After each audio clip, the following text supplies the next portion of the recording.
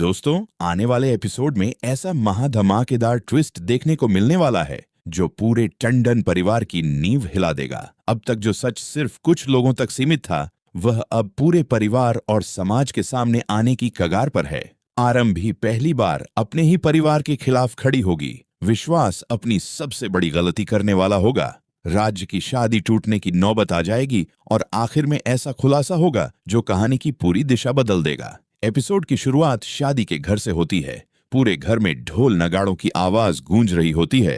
मेहमान खुशी खुशी शादी की तैयारियों में लगे होते हैं। हर तरफ हंसी खुशी का माहौल दिखाई देता है, लेकिन इस मुस्कुराहट के पीछे एक ऐसा राज छिपा होता है जो किसी भी पल सब कुछ बर्बाद कर सकता है। उधर आरंभी को अचानक एक ऐसी बातचीत सुनाई देती है जिससे उसके पैरों तले जमीन खिसक जाती है।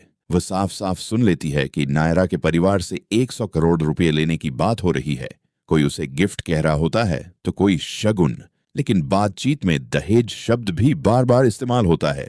आरंभी तुरंत विश्वास के सामने पहुंचती है। वह गुस्से में कहती है, राज अपनी मर्जी से शादी नहीं कर रहा, उसे मजबूर किया गया है। तुम लोगों ने उसे भावनात्मक रूप से इतना दबाव दिया कि उसके पास हाँ कहने के अलावा कोई रास्ता ही नहीं बचा। विश्वास उसे रोकते हुए कहता है, राज अपनी मर्जी से शादी कर रहा है, किसी ने उस पर कोई दबाव नहीं डाला। लेकिन आरंभी पीछे हटने वालों में से नहीं होती। वह कहती है, तुमने उसे मैनिपुलेट किया है और यह मैं अच्छी तरह जानती हूँ, क्योंकि मेरे साथ भी तुम यही करते आए हो। विश्वास का चेहरा गुस्से से लाल हो जाता है। आरंभी आगे कहती है, अब मैं चुप नहीं रहूंगी। जब मुझे पता चल गया है कि मेरी ही फैमिली दहेज जैसा इतना बड़ा पाप कर रही है, तो मैं इस अन्याय का हिस्सा कभी नहीं बनूंगी। कमरे में मौजूद सभी लोग स्तब्ध रह जाते हैं। वह अपनी सास की तरफ देखकर कहती है, मैं आप सबसे हाथ जोड़कर विनती कर रही हूँ, अभी भी समय है, ये सब रोक दीजिए। लेकिन कोई उसकी बात नहीं सुनता। आरंभी फिर कहती है, अगर प्यार से समझाने से बात नहीं बनी तो मैं इस सच को सबके सामने ले जाऊंगी। इतना सुनते ही विश्वास अपना आपा खो देता है। वह गुस्से में चिल्लाता है, बस बहुत हो गया। आरंभी बिना डरे जवाब देती है, नहीं, बहुत तो तब होगा जब एक बेटी के माता पिता से उसकी खुशी की कीमत वसूली जाएगी। विश्वास गुस्से में कहता है, अगर तुमने एक शब्द भी और बोला तो मैं तुम्हें इसी कमरे में बंद करवा दूंगा। आरंभी उसकी आंखों में आंखें डालकर कहती है, मुझे कैद कर सकते हो, लेकिन सच को नहीं। विश्वास इशारा करता है और घर के दो लोग आरंभी को पकड़ने की कोशिश करते हैं। उसी समय बाहर से तेज शोर सुनाई देता है। मुख्य दरवाजा खुलता है। पूरा परिवार चौंक जाता है। दरवाजे पर पुलिस और मीडिया खड़े होते हैं। इंस्पेक्टर अंदर आते ही कहते हैं, हमें सूचना मिली है कि यहाँ दहेज का अवैध लेन देन होने वाला है। पूरा घर सन्न रह जाता है। कैमरे चालू हो जाते हैं। हर चेहरा लाइव रिकॉर्ड होने लगता है।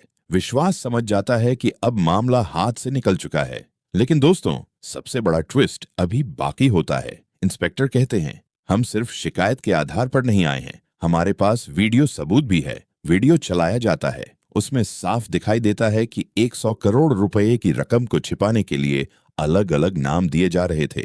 पूरा परिवार एक दूसरे का चेहरा देखने लगता है। लेकिन तभी ध्रुव आगे बढ़कर कहता है, रुकिए, यह पूरी सच्चाई नहीं है।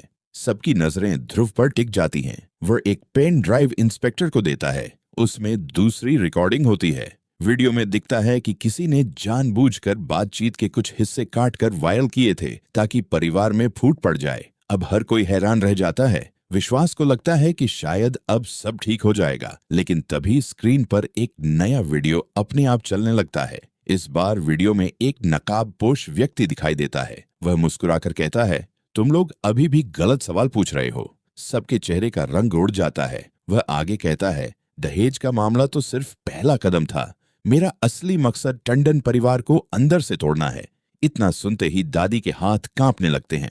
वह धीरे से कहती है, नहीं, ये वापस नहीं आ सकता। नकाबपोश हंसते हुए कहता है, मैं वापस नहीं आया, मैं कभी गया ही नहीं था।